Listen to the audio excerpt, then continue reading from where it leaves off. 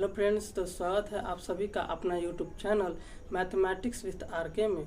आज हम लोग पढ़ने वाले हैं क्लास 10th का फिजिक्स, जिसमें हम लोगों को पढ़ना है प्रकाश का परावर्तन। इसमें हम लोग सबसे पहले पढ़ेंगे प्रकाश क्या होती है, इसकी परिभाषा को जानेंगे।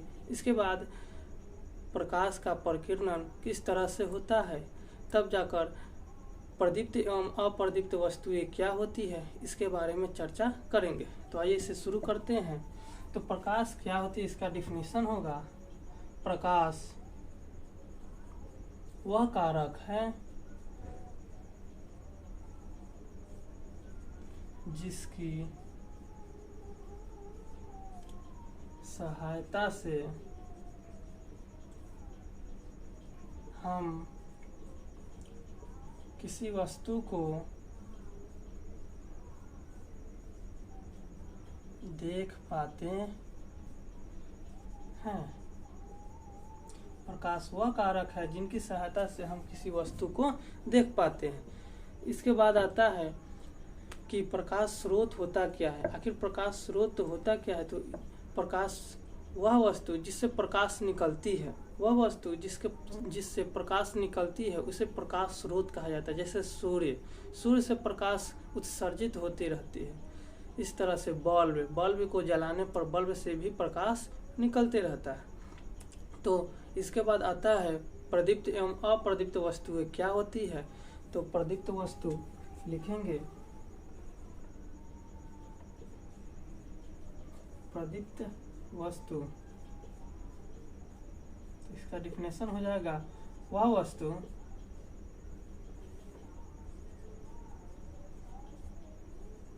जिससे प्रकाश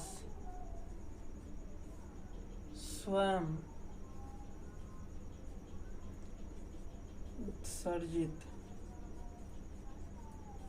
हो उसे प्रदीप्त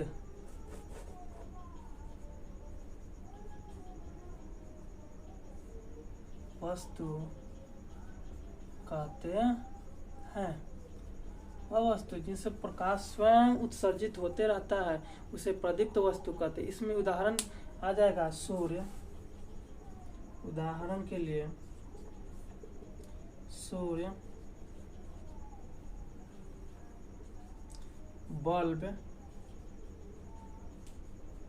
जलती हुई मोमबत्ती को भी ले सकते हैं, मोमबत्ती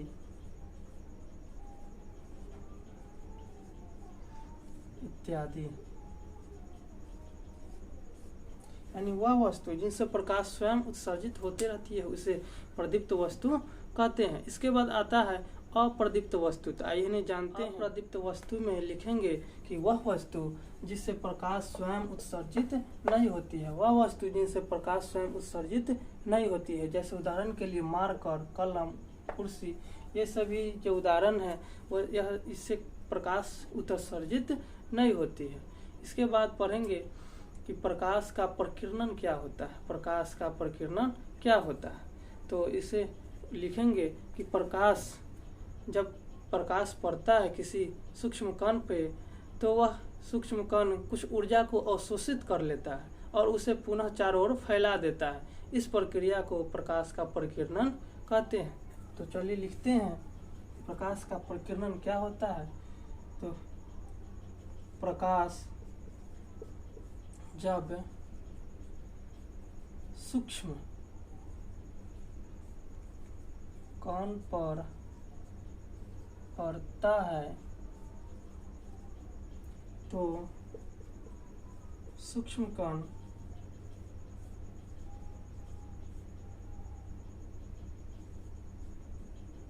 उस ऊर्जा को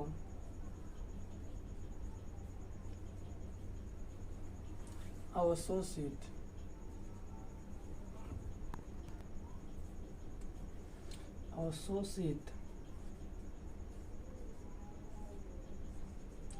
करता है और पुनः उसे फैला देता है। इस प्रक्रिया को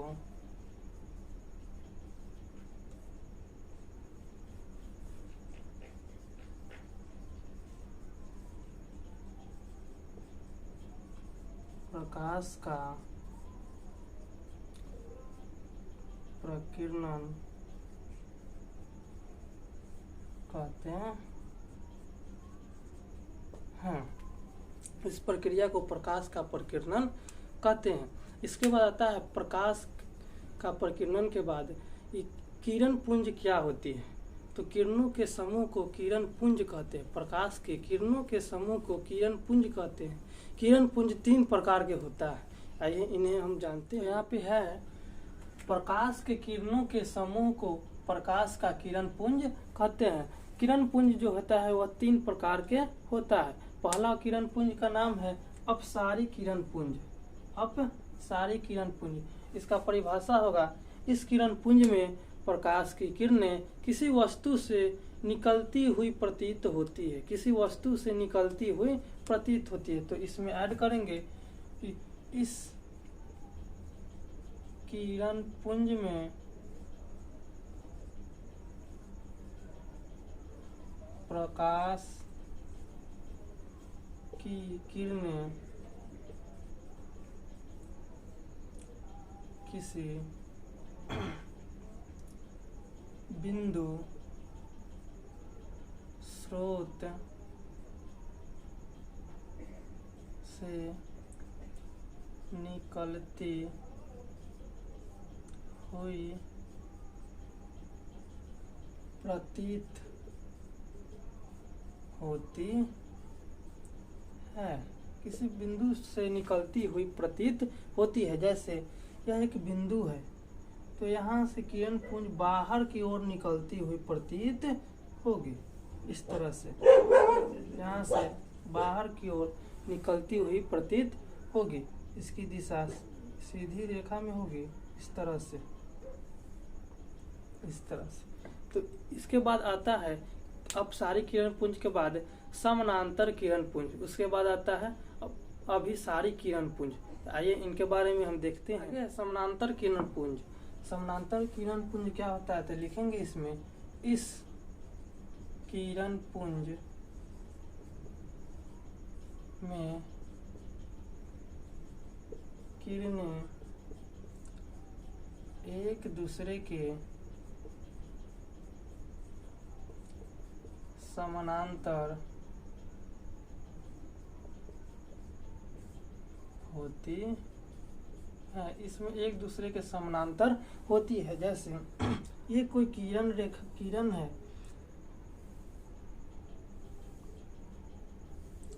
लेकिन इन दोनों के बीच का डिस्टेंस जो है सेम है। यह एक दूसरे के समानांतर गुजरती है, इसे ही कहेंगे समानांतर किरण पुंज। इसके बाद आता है अपसरित किरण पुंज क्या है। अपसारी किरण पुंज में लिखेंगे यहाँ पर अभिसारी किरण पुंज, लिखेंगे इस किरण पुंज में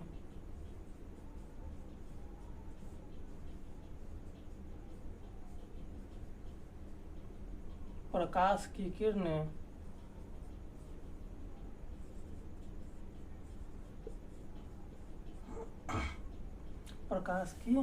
किरणें जो है किसी बिंदु पर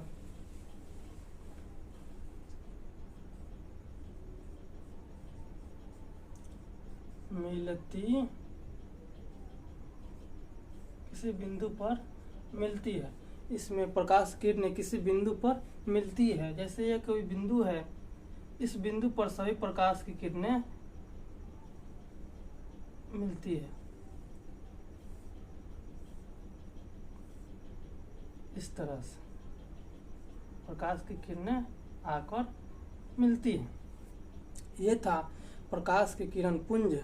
इसके बारे में एक बार और देख लेते हैं, तीनों का अंतर किस तरह से होता है फोटो के द्वारा। अपसारी किरण पुंज में किसी बिंदु से निकलती है, किरण पुंज किसी बिंदु से निकलती है, इस तरह से। यह हो गया अपसारी में। समानांतर किरण पुंज में एक दूसरे के समानांतर होगी, एक दूसरे के समानांतर होगी। और अभिसारी किरण पुंज में किसी बिंदु पर आकर मिलेगी, किसी बिंदु पर आकर मिलेगी। जैसे यहाँ पर एक कोई बिंदु है, इस तरह से यह किसी बिंदु पर जाकर, इस बिंदु पर जाकर यहाँ पर यह मिलेगी। यह हो गया अभिसारी किरण पुंज। तो आज के लिए इतना ही। अगले क्लासों में